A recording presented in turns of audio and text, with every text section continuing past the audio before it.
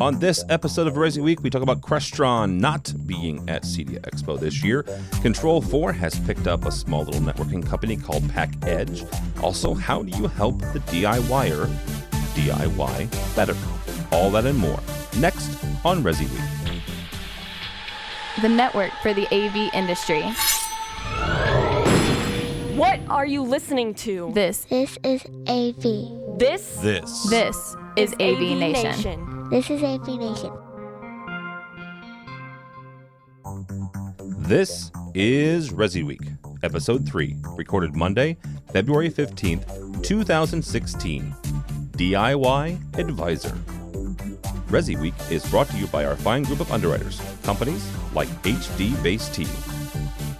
This is ResiWeek, the weekly look at the residential AV environment and AV market in audiovisual. My name is Tim Albright. I am your host. With us this week is my buddy pal Todd Anthony Puma. How are you, sir?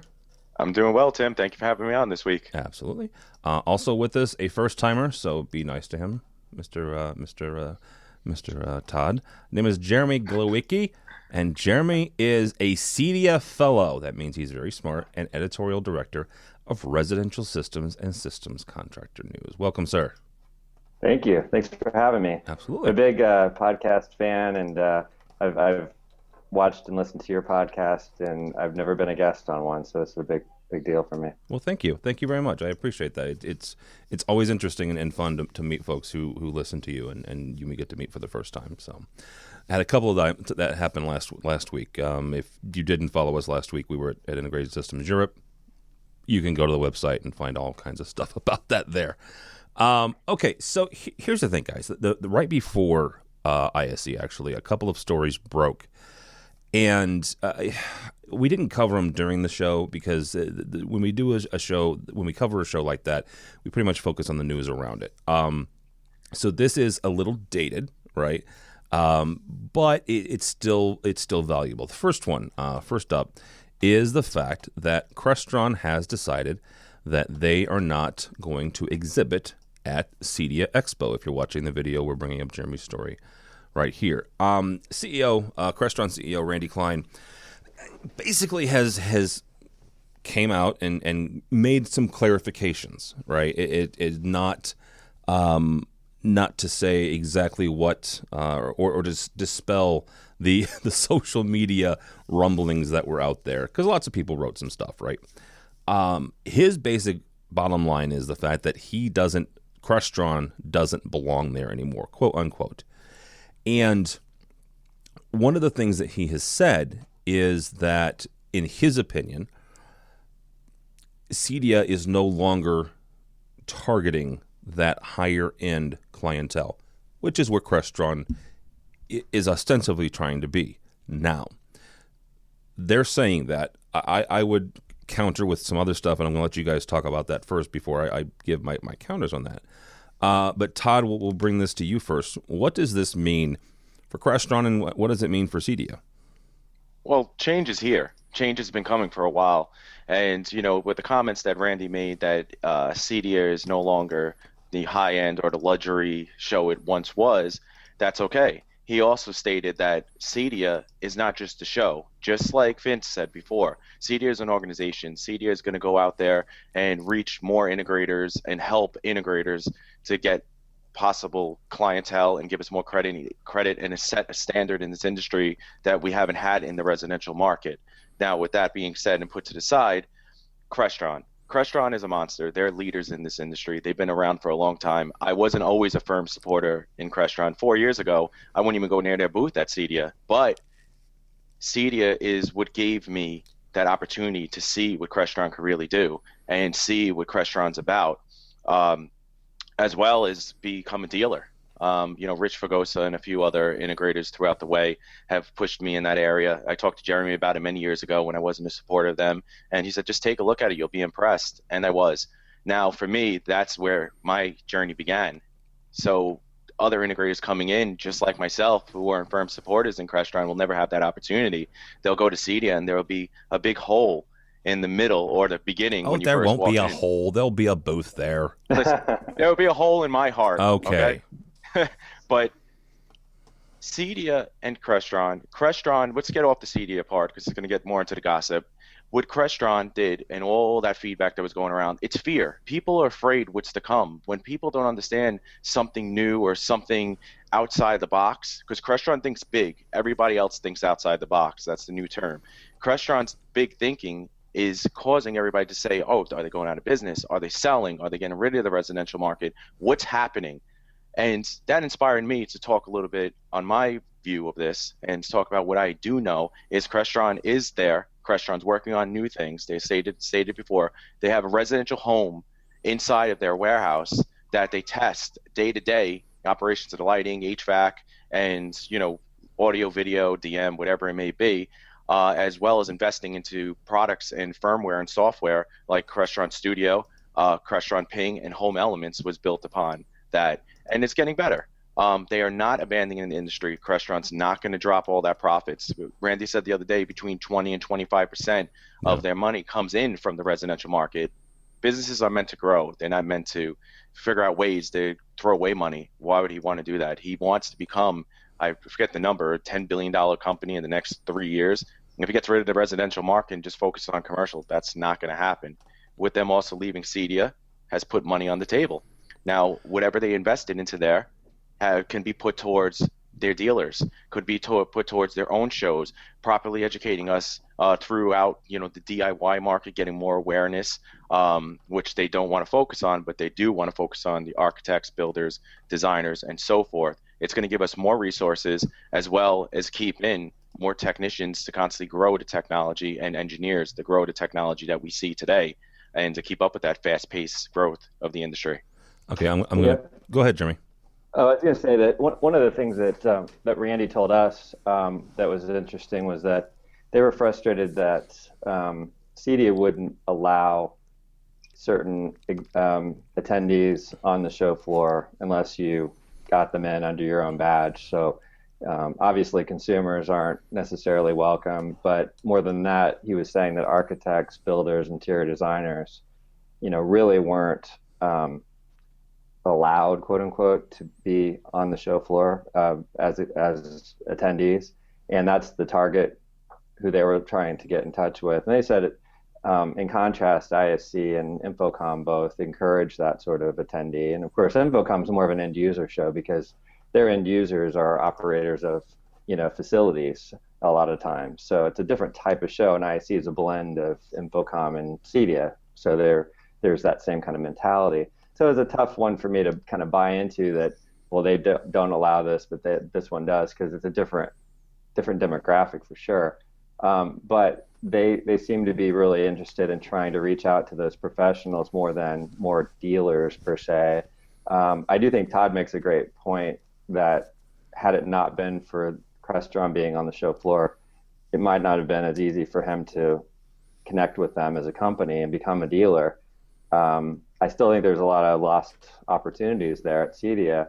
You can say what you want about their attendance. They're not as big of a show as they used to be, but I still think there's going to be, particularly in a certain market where they're located for that show, people coming out that maybe haven't seen Crestron, and now they're not going to get that chance, and I think they're just kind of like thumbing their nose at that opportunity, and they're going to have opportunities elsewhere. Clearly, there's plenty of chances for them to market themselves to different trades and, stay out there in the public eye. And they're still going to support CEDIA as a organization with training opportunities and that sort of thing. But I see both sides of it. I see where Crestron's trying to think big and be a leader. But I think it's a risky move as well to just say, we don't need to be there. And it's not a cost saving.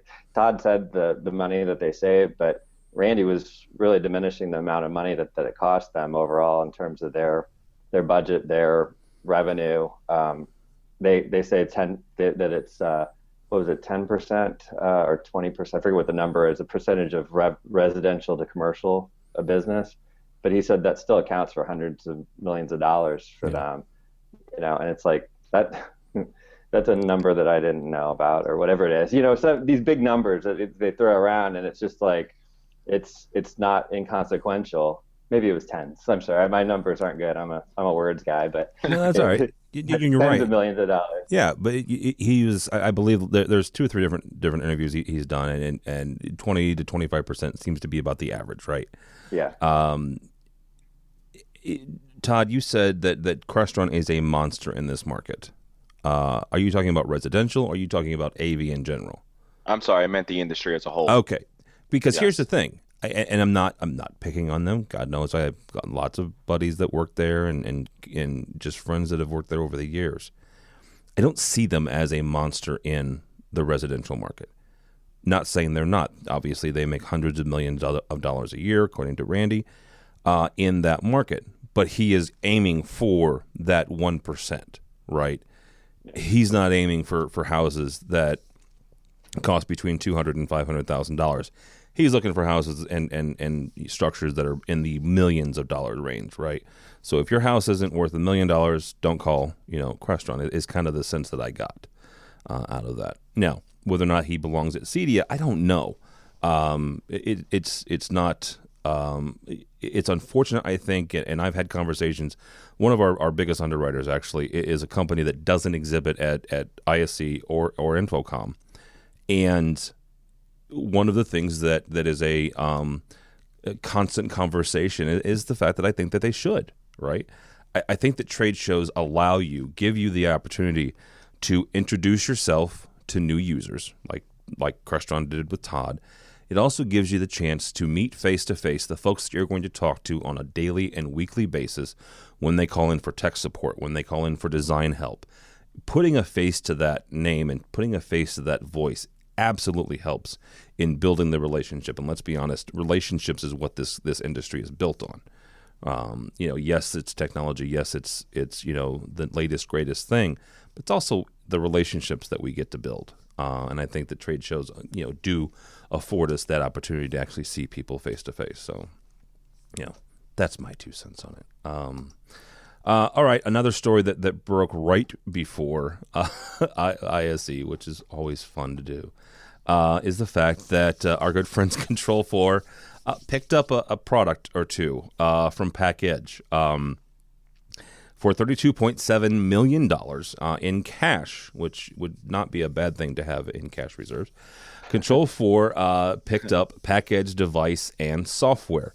According to the article here, Control 4, quote unquote, expects the acquisition to contribute to revenue growth, but primarily it's an acknowledgement that networks are the foundation of everything connected and that most home networks today are not fully ready for the expanding requirements. Jeremy, let's kick this off with you on here. I agree with that statement. Is this the right move then for Control 4, who is a company that's more and more putting things on the network? Yeah, I mean, there's a case to be made for their reach into new dealers. I think they're always trying to expand as a company, Control 4, more consumer awareness and also dealer base.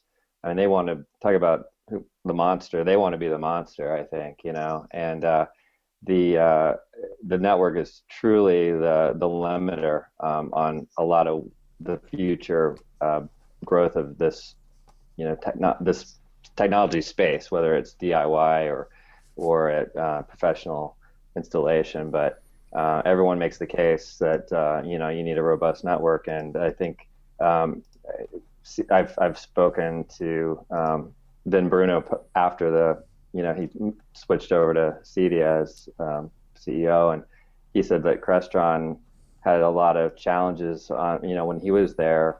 He kind of revealed that because the network, limited the performance of their technology a lot of the time in these big projects, and they do massive homes. Control 4 has a scalable system, but I think that they were wise, to bring something in house that perhaps they didn't feel like they had, the control over themselves, and they have dealers that are Package dealers who aren't Control 4 dealers, and there's a good fit there, and sort of opening the doors to, bringing in more qualified and, supportive individuals and companies. So seems like a smart move. We'll see how the two companies play together, and under one umbrella. Let's bring in one of those dealers. Yeah, exactly. Mr. Puma is a package dealer, and forgive me, Todd, I don't know whether or not you are a Control 4 dealer or not. Are you a Control 4 dealer? I am not, no. Okay. I'm just Crestron all the way, make it easy for my customers. Well, that makes sense. So let's take it from that angle then. What does this do for you? And you've had a long-standing relationship with Pack Edge. You were actually the first person who told me about it and encouraged me to go by their booth. So what does this do to guys like you? When I first met Package, I met them through Savant. Oh, So that's how it all started. It started with myself is working or looking for a new product line like Savant to offer to my clients, and Package was the hand in hand. It was like a match made in heaven between Savant and Package. So for me, this is not shock that this happened. I wish that Crestron would have moved forward and purchased them before Control 4 did. Again, that's not any inside information. I don't even know if Crestron made offers. Just saying that's something I would have hoped for. Because infrastructure is everything. The network needs to be robust. I beta test every day. I beta test for Package and I beta test for Crestron.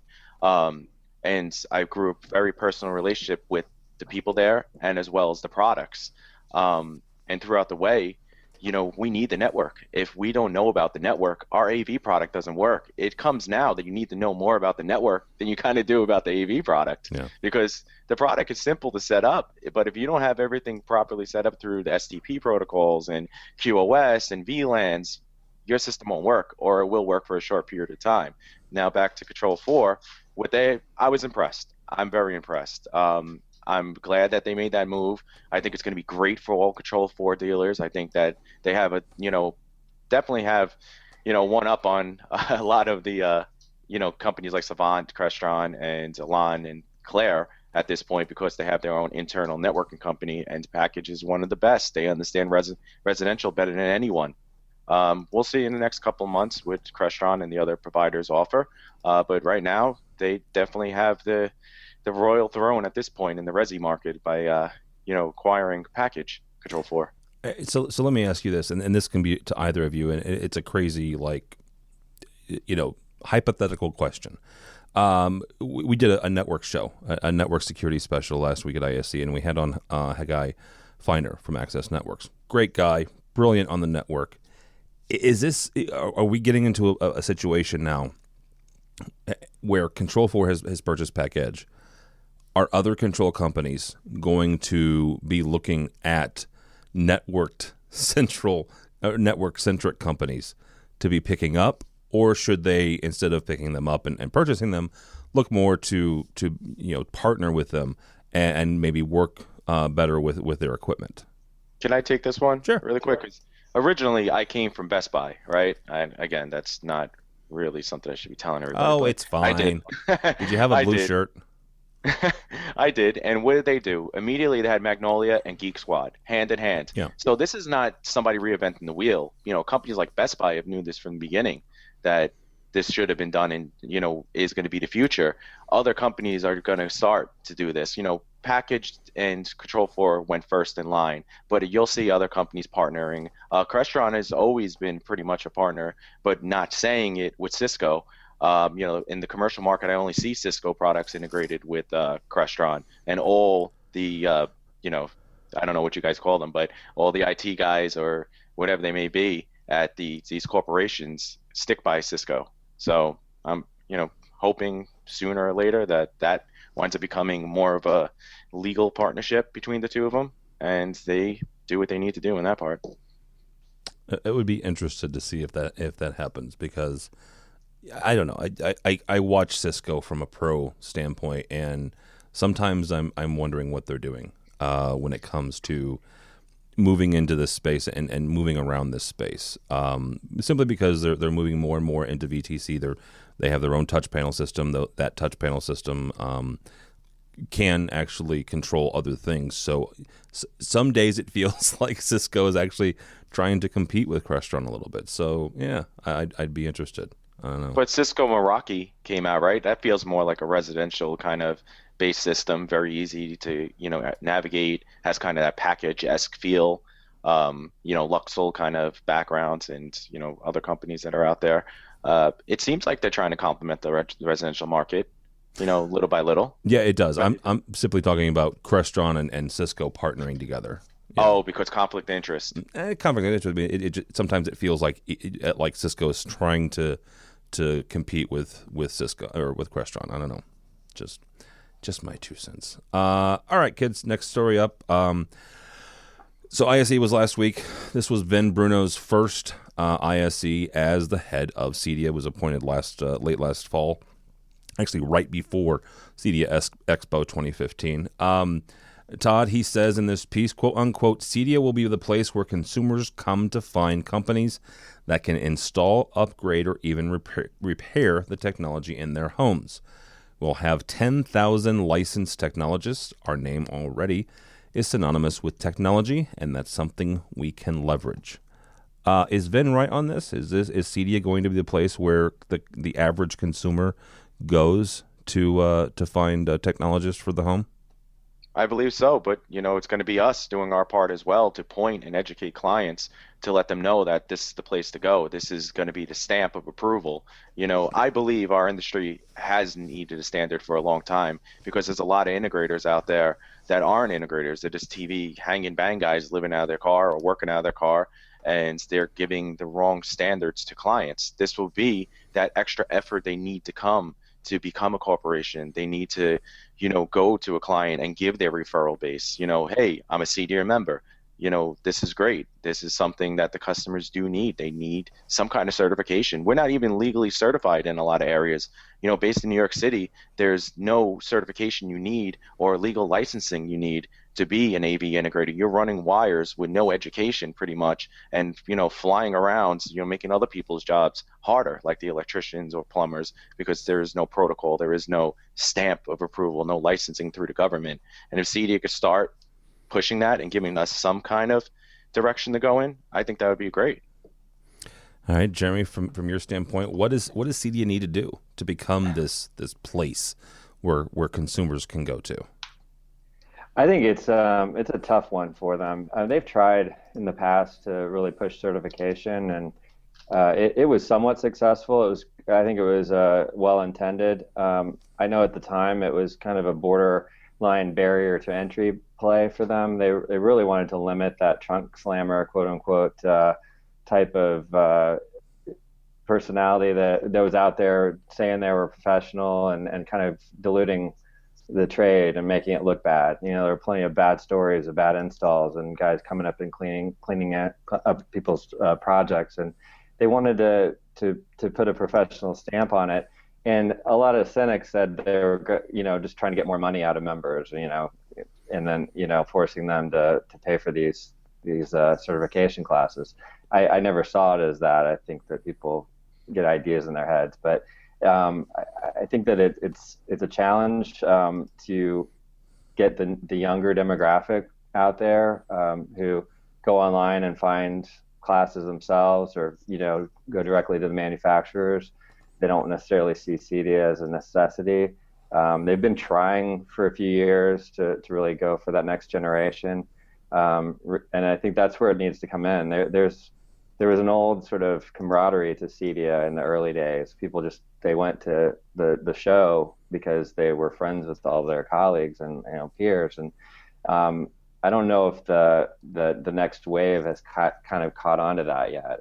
That this is an environment that you can go as a show, and really share best practices and get tell your war stories about projects that you've been through and learn from each other. I mean, that's one of the best benefits of that show and that association, are just the stories that you can share between, members, and, calling it certification, training, that type of thing. I mean, that's a formal way of doing it, but I think it needs to be there. I think Vin is very ambitious, and I'm glad to see that he's thinking big. I just don't know if it's possible to really, in this day and age, to really pull everybody together and get those big numbers like he's hoping for.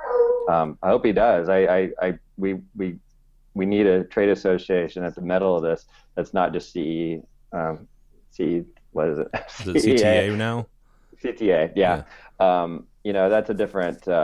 They have a different focus for sure, and you need a professional trade. I mean, for one thing, they lobby for this industry. They talk about the different certifications. There are certain states where they're trying to put low voltage contractors out of business because the direct voltage, electricians are a bigger force. They're trying to say, hey, you can't put in this stuff, without a electrician's license. And so CEDIA gets wind of that, and they go in and they meet with the different. They get lobbyists. They go in and they meet with the different congressmen and state legislature people, and usually protect the CEDIA type integrators pretty well. So that alone is worth really keeping this industry, this association, strong and building it bigger, becoming a more force to be reckoned with. Yeah. Jeremy, you mentioned the folks coming up haven't kind of grabbed hold of the whole community idea. Do you think that's a generational thing where you've got the youngers, and I don't mean to beat up on the poor millennial, but because God knows that enough people have written about it. But do you think it's the generation behind? Let's be honest, those of us who are in our middle ages, because we've grown up with that whole idea, right? Whether it's CTA, before that it was CEA and CEDIA and Infocom and organizations like that, where we've grown up learning from each other and sharing with each other. And the generation behind us, do you think maybe that they haven't glommed onto that yet? Oh, I think it's a challenge, and I can't quite speak for them. I can only theorize, but I do think just growing up in an internet culture where everything is at your fingertips has to change the way you learn and find information.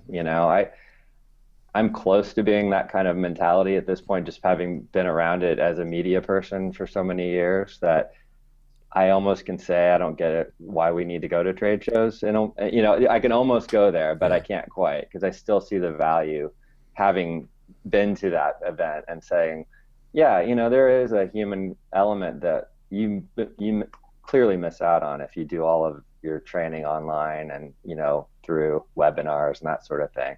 There's a need for that human interaction. We are human beings, and to have these events where you can go and train in a room with people who are going through the same thing, hands-on. I mean, Todd can speak better to it than I can, having gone through training. I've been through boot camp at CEDIA, and I'd say it's stuck with me pretty well. It's a very basic level of training. I went to their facility because I'm actually just outside of Indianapolis where they're headquartered, and that hands-on ability to actually use the tools and things at somebody else that's doing the same thing. Can't replicate that online too well. Yeah. And so, to attach some certification there, and obviously be a member of a trade association that has some meaning. Your average consumer is not going to really know who CEDIA is, but that's up to the dealer to sort of say, hey, this is this means something. This is why I'm a CEDIA member. Yeah. As they go through their, why should you hire me? They should make that a big deal. I educate the client, about why it's important. Yeah, absolutely. All right, guys, one last story here before I let you go. This falls squarely in the whole IoT, IOE, everything. God, and I guess full disclosure, I have. Hey, there's my email. I have a Nest. So let's start there. And I didn't notice an outage. So apparently a bunch of folks on the Nest forums were experiencing an outage. And what they said was some of their thermostats was unresponsive. Others said they woke up to a completely drained battery. Other thermostats apparently lost connectivity altogether and went offline. This comes to us from cbc.ca. So this is what they say is the issue. Quote unquote, outages will happen. No consumer grade smart home device is going to work perfectly 100% of the time, nor is any internet connection 100% reliable. And software updates sometimes come with bugs. That all means smart home devices need to have countermeasures for when they do inevitably fail. Jeremy, What? This Wow. like just What? scares the hell out of me. I get a lot of opportunities to play with, toys in my home, and I turn down more than I accept because I don't want a kludgy home filled with a bunch of separate pieces that don't work together, and I'm not a professional integrator. I have a lot of experience having worked with integrators, and Todd, for instance, has been on the phone with me and walked me through things that he's helped me to install. But I don't have that comfort level, especially with the network. I'm case in point of I wish I knew more about my network than I do. But there's a limit on how many devices I want to be operating sort of essential infrastructure in my house. And I do have a pretty modern thermostat, for instance, but I didn't go down the Nest road, the Nest path. I mean, mine is wired in like a traditional thermostat, and I don't know why Nest doesn't, why it's battery dependent. I think that seems like a kind of a flaw in thinking. And, I also don't understand how there isn't just an automatic backup here where, power goes out and it at least holds the temperature where you are, not just drops. I didn't quite understand that part of the story, how the thermostat sort of just turned down the temperature as opposed to just holding where it was. It probably defaulted to its original state. That might be Okay. it, yeah. Yeah. Well, But it just sort of I mean, who knows how many were really affected here, but it does make you sort of pause and say, yeah, maybe not. Maybe I kind of want to go with the traditional approach here and certain aspects. And then it goes down the path of even security. If you read that article, there's some links in there about smart locks and that sort of thing. And I don't imagine there are many criminals out there, types that are going to be robbing houses aren't typically that sophisticated. We're not talking about movie scene kind of criminals with a hacking device coming in trying to hack a smart lock. But you just start to question how many elements are you going to really go for here in the smart home. Yeah. They will get that smart. Think about it. They won't even need to break in. They'll just walk in. People are starting to learn networks and starting to learn how these things work. So if these, criminals educate themselves a little bit more, they will be able to get in pretty easily. They have your network. They sign in. They, download a ping app, and there's your lock, and unlock the door, walk in and walk out. It could be that simple. So that's why we need to be cautious about these, products that are called DIY. Customers don't know enough about these products to protect themselves. And that's what they're not realizing. At least coming with us, we hold responsibility for what happens in their home. We make sure that networks are protected, make sure that they have security measures in place, that if, God forbid, something did happen, there's a fail-safe. There's something there that can protect them. So not everyone could get into the app because you'll need a certain amount of information. There's IP IDs, through Crestron, for example, can go up to hundreds of numbers and letters. The criminal's not going to figure out, okay, I have to put this IP ID in with this IP address and then download the app. They're not going to be that smart. That's why, it's important for certain products just to stay out of the hands of, the residential client or the DIYers. Is eventually those DIY guys aren't going to have the time, and they're going to hand over the business to us because of these problems that can occur with Nest or whoever. Yeah, and I really talked about CEDIA again, but I really wish that there was a reliable network of affordable professionals that are CEDIA people, CEDIA certified, whatever it is, that you could find without much trouble and say, hey, can you come in and just be my consultant here on these products? And I don't want to spend hundreds of thousands of dollars. I am not that consumer.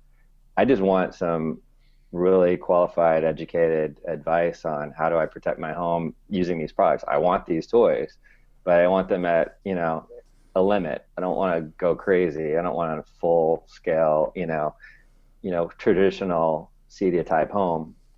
Just wanted smart locks and smart thermostats, but can you make sure my network is right, and make sure my Apple TV is not going to crash on me, and different things like that. I know you kind of get that a little bit from the Best Buys of the world, but I don't know if I don't like that environment. Not that kind of a customer. Want something kind of a hybrid of the CEDIA high end and the and the low end of the Best Buy, you know? You bring up a really good point, because that may very well be kind of an emerging market for CEDIA, right, and for its members, where it's not the higher end homes, right? It's not, $1 million, $2 million homes, but it's not, please help me, run, speaker wire and 200-foot HDMI cables everywhere. It's helping the DIYer do a DIY smarter, right? It's just what you said, let me do what I want to do, or what I can do, right? I can go out and get a Schlage Smart lock and install it pretty easily. I did Nest myself, but come in. But I'm not the best networking guy, let's say. Yeah. Come in and let me hire a guy to come in and make sure my network is good, right? And nobody can break into it, or make sure that all of the ZV the Z-Wave stuff talks to each other, right? Make sure all of those communications are happening. So that's actually a really good point. I like that. The DIY advisor. There we go. Yeah, there you go. Nice little side business for a new division of your company. That is genius. I was just on Apple TV last night, trying to get my kids set up with a movie, off of iTunes, and there was a thing that came on. And they just said, "Dad, I need you to read this," and I came over and it said, "Log in to iTunes to get a lower resolution version of this movie," and it was clearly telling me that I wasn't getting full bandwidth or whatever. Yeah. And I'm thinking, is this a problem with my provider? Is this something internal, or is this just a reboot situation with the Apple TV? I have no idea, and I don't have anyone I can ask except for, someone like Todd, who I happen to, because I have trade, connections, I could call or text him and ask him. I just rebooted the Apple TV and all was well, and that's usually the case. But you start wondering, am I having bigger problems that I should have fixed? And hopefully one of these days I get a pack edge system in here and it all works out. Control 4 system, something like that. Yeah, well, it'll say Control 4 by the time we get in there. So. Yeah, exactly. All right, gentlemen, that's all the time we have. I don't want to take up too much of your time. Thank you so much, Mr. Puma. How can people find you? You can find me on Twitter at the Source HTI or Todd Anthony Puma, or you can find me pretty much anywhere in the social market on Residential Systems Magazine as well. And that's pretty much it. I'm pretty much very quiet on this social media. You're not quiet. You're not quiet. Mr. Glowicki, thank you, sir, so much for the first time. Welcome. So, how can people find you or Residential Systems? Resi Editor on Twitter and residentialsystems.com. Usually can find my email anywhere on the site. Somewhere over there. All right. Very good. My name is Tim Albright. Don't follow me because at this point I'm a Bears fan, if you can't tell by that little thing right there. But we had a fabulous season. It's the 30th anniversary of the Bears winning the Super Bowl. That's all I got. So that's I'm counting down the days. I guess I should say that I have the Blues. I have the Blues at this point. So, but go by the website. Lots of folks do an awful lot of hard work, and it's not me. It's folks like Matt Scott and Bradford Ben and everybody. AVNation.tv, AVNation.tv. You will find this program and a host of others. Squarely center still is all the videos, all the podcasts, everything we did at ISE last week.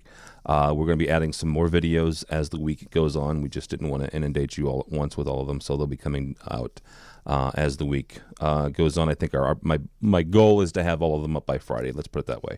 So, AVNation.tv, AVNation.tv. Thanks so much for listening. Thanks so much for watching. It's all the time we have for ResiWeek.